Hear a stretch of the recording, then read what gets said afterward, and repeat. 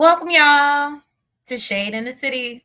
It's your girl Treese here, and I'm here to do my recap of Friday's episode, season 1, episode 163. Thank y'all for being patient with me. But can I be honest with you? These next two, I'm gonna try my best to make them do what they do, but they probably not gonna be long and lengthy, and I really don't have too much to say. Okay.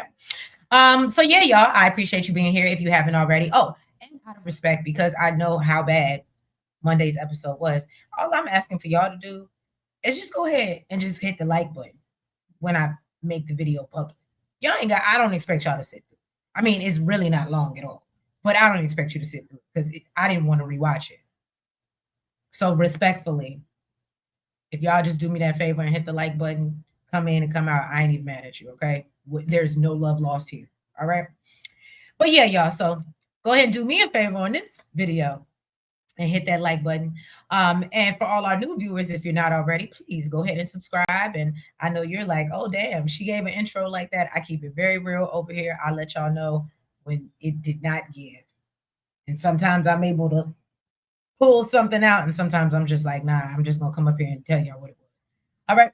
So, yeah, let's go ahead and get into this episode 163 of Beyond the Gates, and let's get shady. From the skyline pain, shade in the city, true hits like a banger. I said it, I meant it, no need for disclaimers. Haters right away, but they just false claimers. Concrete beats are heavy like cinder. Looking for one, but the streets feel winter. No filters, no edits, I'm raw with my splinters. My life a movie, they watching the trailers. Said it, I'm not gonna hold you. Shade in the city, the life and the mold. You like and subscribe if you're feeling the vibe. This is my word, I just let you inside. Said it, I'm not gonna hold you. Shade in the city, my words gon' console you. Like and subscribe if you're feeling the vibe.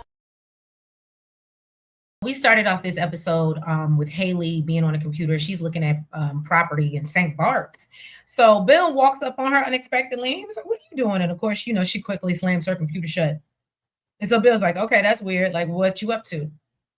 So Haley's like, I was just dreaming about like a beach vacation. So Bill was like, go ahead, book it.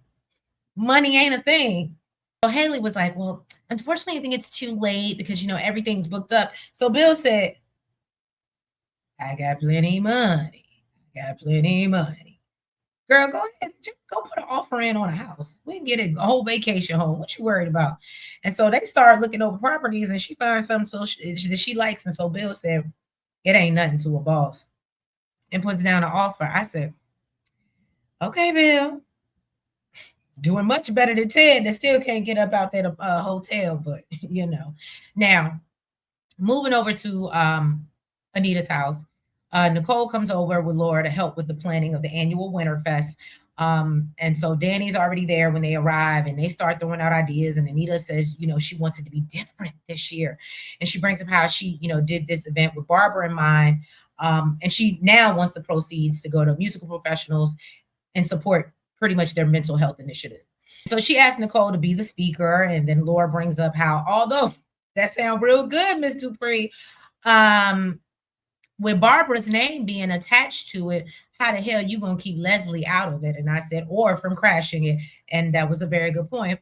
And so maybe she was like, maybe we can find a way to fundraise for the same cause without attaching Barbara to it. And I said, Laura got some sense. I mean, not good sense, because you're still acting like you're, the lady that tried to unalive you ain't running around, but okay.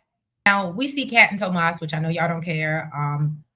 They met on this new set that I don't know why they made it for us, but okay. We kept screaming about we need a new set, and they gave us one that really serves no purpose. But so she's giving him special vitamins for his, member. All right.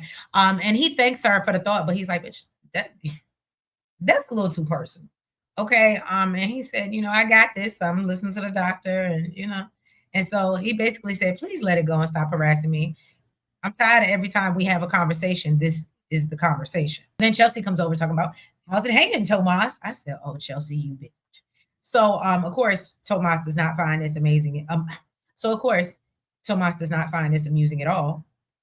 And neither does Kat or Madison. Okay, no. And so, yeah, Madison warns her, look, people gonna stop telling you stuff if you can't keep it to yourself. And so Chelsea was like, oh, well, you ain't object when I told you. And Madison was like, yeah, but I didn't say nothing to Tomas. So then Kat is like, oh, there is something going on. And so finally, Chelsea's like, you can tell her. And she was like, Madison mad at me. And Madison starts to explain how Chelsea overstepped her damn boundaries. With trying to force her to rekindle her relationship with her mama, and went as far as to call Madison's mama and talk to her and think she's just so nice. Basically, Chelsea is trying to defend her point of view, and Madison ain't trying to hear it, so she leaves. And then Chelsea basically is telling Kat like she thinks that Madison is overreacting, and Kat tells her, "No, you fumbling more than I did with Tomas, and that's saying a lot." Ted invites Eva to breakfast down at the country club. He starts apologizing about not spending enough time with her outside the office because he was too busy chasing his failing marriage. Then he tells her, how he appreciates her being his biggest supporter. And Ted basically is like, I'm tired of chasing Nicole. And if she wants me, she knows where to find me. And I said, you're trash. You're trash. So he says he plans to focus on more of what he's been neglecting, especially her. What about your other? All right. So Eva lets him know, you ain't got to worry about me. I'm good. I don't feel neglected. I see you every day. And Ted said, no, but I want you to spend more time with the Richardson family. And, I would really love it if you start calling me dad. And so Eva, is a little caught off guard and she's trying to process this whole situation. And then he starts talking about how, she's so smart and he believes she got that from him. And so Eva just kind of gets teary eyed and she's like, oh, and of course I'll call you dad. And he tells her how amazing she is and how proud he is to be her dad. And then he said, you remind me of Leslie in all the good ways. And I'm honored that you're my daughter. And I said, really? After everything she did, your aunt. Okay. So now we see Leslie down at Orphe Jean showing Jan her photos of her terrorizing the folks behind the gates for Halloween. She told her she ran into Ted, who was looking down, but he saw her in that costume and he perked right up. And so Jan reminds her, girl, we talked about your delusions, okay? And about you throwing yourself at a man that has rejected you many times. That's not good for your self-esteem. And so Leslie was like, girl, it's just a little flirtation. Plus, it helped ease the tension. And so, she was like, I, stirred the conversation like you suggested to things we have in common, like Eva and, all our fond memories. And so, she was like, it was a good combo. And Ted even had to admit that we did have something once. And I said, well, I never thought you were that crazy. And I absolutely believe that man promised you a dream.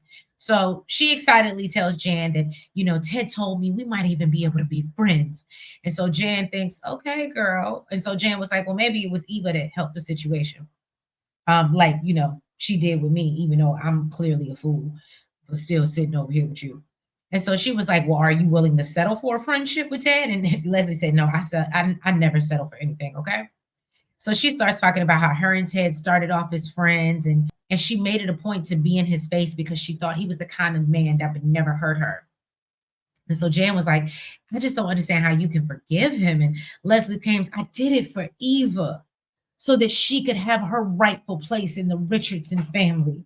And then she goes on this whole, oh, and I would have never went as hard as I did if I'd known that Ted would step up and be a father to her. And I thought I had to force it. Girl, you never gave it a chance. So then we go back over to Anita's house, who basically tells Laura that although that's a nice idea, I ain't trying to sweep Barbara back into the shadows and I'll figure out how I'm gonna deal with Leslie. And I said, I just don't understand why. I mean, rest in peace, Barbara, but let this go. Okay. So she asked Danny about the auction items she plans to donate. Everybody loves, passing around ideas, and they tell Danny they want her to be the auctioneer. So then once they end the meeting, Danny tries to catch Nicole before she leaves and ask her how her date with Carlton went. And so Nicole tells her there wasn't one. And so Danny's like confused, and Nicole was like, I just realized it was a bad idea and I'm not ready to date. And so Danny was like, girl, you gotta get yourself back and get back out these streets. The streets is calling. And Nicole tells her, look, first of all, I'm gonna try to refrain from my reaction, but this is too much pressure. Okay. I'm good. And so Danny was like, look, I just want you to be happy. And Nicole said, do you? Or are you trying to make yourself invalidated for running off and getting married? And I said, girl, this is misdirected anger. And you should notice as a therapist, wrong road. You're not really mad at her. Don't do that. That wasn't fair to Danny. That wasn't. You would have been better off just saying, mind your business. That wasn't fair to that girl. Then we jump back over to whatever this new space is, and Kat is trying to get Chelsea to see how she's wrong and reminds her how she would have felt if she would have went and talked to Danny about Chelsea Cat and all of their plans without talking to her. So Chelsea has all these rebuttals and why she doesn't agree. And Kat said, "No, girl, you're dead ass wrong" in the conversation. So then they start talking about her and Tomas, which we don't want to hear about. And Kat is still worried about their sex life, and Chelsea just tells her, "Girl, chill out." Back over at the Hamilton household, after Bill gets his offer and he starts reminiscing about his vacation home with Danny in Rehoboth Beach and the time with the kids. And Bill finds out that the offer was accepted and tells Haley that, he plans to put a name on it, come and put a name on it, put a name on it since it was her idea. And of course, that's when we see Haley sitting there celebrating, once Bill goes off to work. Hey, in the middle of the bar, hey, smoking on. Hey, in the middle of the bars. Hey, hey. Okay, I'm sorry, y'all. I'm so old. This is terrible. All right, so we skip over. Madison has went to see Nicole about Chelsea. She asked if it's too soon to yell at Chelsea, with the PTSD, but this girl's getting on my nerves. So she fills Nicole in on the situation and what's going on. Nicole said, "Look, I'm glad that you're worried about Chelsea's mental, but you don't need to stifle your own. You know what I'm saying? You got to learn how to have some open, honest communication if y'all gonna make this last forever." And so, even though y'all only been together for like all of 2-3 months, but y'all in love. Okay. So Madison thanks her for the advice and she leaves for her shift. And so Nicole gets another knock at the door. And of course, she thinks it's Madison who's left something behind. And actually, it's Ted who's there to apologize. Okay. So he admits, "You know what? Damn, Nicole, I was out of line. And I ain't got no say so in how you spend your time and who you spend it with." Ted said, "I know you planning the Winterfest, and I assume that you're going to invite Carlton, and I promise to behave myself and accept my defeat." And so Nicole was like, "What happened to you?" And so Ted said, "You know what? I realized that I didn't take ownership of the problems like I thought I had, and you offering me your forgiveness, it did something to me, and I realized that you were at peace." And so I want to keep you that way. And I said, "Well, it's about time you did something for her because you ain't been thinking about her this whole time. Let's talk about it." Okay. So Miles walks into the country club and runs into Eva. And Eva mentions, "Yeah, I heard about your little accident," and brings up how, "I'm impressed that Kat turned out to be such a good learner." Ew. Ew. Why are you over here worried about her bedroom performance? Weird. So Tomas is like, "Okay, well, for me, how are things with you?" Because, Kat came and told me that she's seen you around here with Isaiah Hawthorne. So Eva's like, "Oh, nah, we just cool or whatever. We just hanging out." And Tomas said, "Well, that's good. It's probably for the best." And Eva was like, "Why? Because Kat doesn't approve?" And said, "It ain't none of Kat's business." And so Tomas says, "Actually, I wasn't referring to Kat. I was actually referring to the fact that he's the brother of the officer that tried to put Leslie in jail." So Eva's like, "What? What you mean? That never came up." And he was like, "Yeah, bitch, Isaiah is Jacob's brother." Uh-huh. So down at Worthy Jeans, Joey runs into Haley. This is actually really funny. He introduces himself to her. And, he actually brings up Chelsea. And Haley's like, "Yeah, Bill told us how you did what you could to help us find her or whatever." And so he was like, "Oh, but we have another associate in common," and brings up Randy. And so Haley plays dumb. And he was like, "Look, I saw you on the camera. Okay. And I know your secret." And so Haley was like, "What? My secret? I'll sue for defamation if he's spreading lies about me." And Joey said, "I would never tell Bill about his new wife stepping out on him." Okay. So Haley starts to crack up. "Oh, you think I'm smashing Randy out of all Randy?" Okay. And she said, "Nah, that's ridiculous." She said, "You know what? The guy you claim is Randy, I know him as Sammy, and he gave me a ride to the hospital when I suffered a miscarriage. Okay. And, I just went to thank him." And so she tells Joey, "And it's shame on you for believing the lies," before walking out. And of course, Joey's like, "Nah, I'm going to you."